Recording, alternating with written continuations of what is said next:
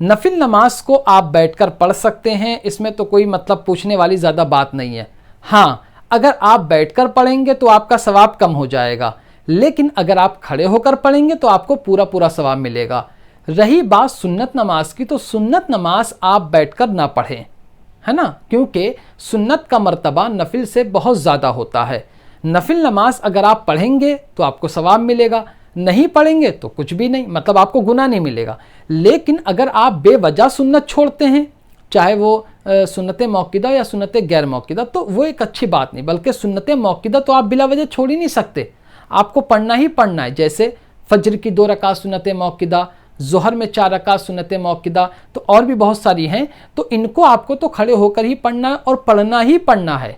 लेकिन जो सुन्नत गैर मौक़िदा उसको भी छोड़ना नहीं चाहिए, उसको भी पढ़ना चाहिए। लेकिन आप नफिल नमाज बैठकर पढ़ते हैं, वो एक बात है, ठीक है आप पढ़ सकते हैं, लेकिन आप सुन्नत भी बैठकर पढ़ने लगे तो ये एक अच्छी बात नहीं है। हाँ, अगर आपके पैरों में कोई तकलीफ़ है, आपके कमर में कोई तकलीफ़ है, यानी शरई उज़्र है, तब तो एक अलग चीज़ है। लेकिन आप आदती बना लें, मिसाल के तौर पे कुछ लोग बहुत देर तक खड़े रहते हैं बाहर, लेकिन जब उनको नमाज़ पढ़ने को कहा जाए तो कुर्सी पे बैठ के पढ़ते हैं, तो ये तो तरीका गलत है ना। आपको जो नमाज़ें खड़े होकर पढ़ना है उसको खड़े होकर पढ़ना है, और जो नमाज आपको बैठ कर पढ़ना है तो आप बैठ कर पढ़ लीजिए। लेकिन फ़र्ज़ नमाज, वाजिब नमाज, सुन्नत नमाज आप बैठकर ना पढ़ें, और बल्कि फ़र्ज़ नमाज या वाजिब तो आप बैठकर पढ़ ही नहीं सकते। कोई मजबूरी है वो एक अलग बात है, मैं उसकी बात नहीं कर रहा हूँ। मजबूरी नहीं है तब तो आप बैठकर पढ़ ही नहीं सकते, आपकी नमाज ही नहीं होगी।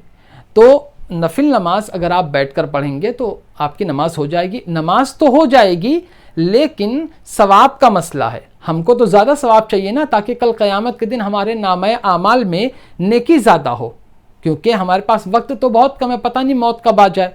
तो हमारे पास तो हमको ज़्यादा से ज़्यादा नेकी इकट्ठा करना है, वक्त बहुत कम है। अब एक और मसला इसमें आता है, गौर से सुनना।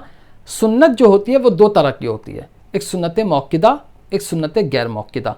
सुन्नत मौक़िदा जैसे फजर में 2 रकात सुन्नत मौक़िदा होती है, ज़ोहर में 4 रकात फ़र्ज़ से पहले सुन्नत मौक़िदा होती है, और फ़र्ज़ के बाद 2 रकात सुन्नत मौक़िदा होती है। असर में सुन्नत मौक़िदा नहीं होती है। मगरिब में 3 रकात फ़र्ज़ के बाद जो पढ़ते हैं वो सुन्नत मौक़िदा होती है, और इशा में 2 रकात जो फ़र्ज़ के बाद पढ़ते हैं वो सुन्नत मौक़िदा होती है।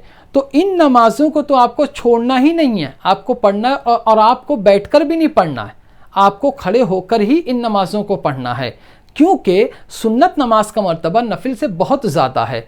तो उम्मीद करता हूँ कि आप समझ गए होंगे कि कौन सी नमाज को आपको खड़े होकर पढ़ना है और कौन सी नमाज को आपको बैठकर पढ़ना है। अगर आप सारी नमाज को खड़े होकर ही पढ़ने की आदत बनाते हैं तो सुभान अल्लाह, बहुत अच्छी बात है।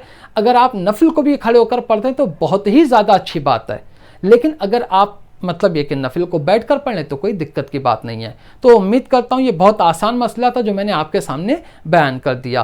फिर भी कोई सवाल है तो आप मुझसे पूछिए, मैं इंशाअल्लाह तबारक व ताला उस बारे में या तो आपको जवाब दे दूँगा या उस बारे में एक वीडियो बना दूँगा। तो आज की वीडियो में सिर्फ इतना ही। अस्सलामु अलैकुम।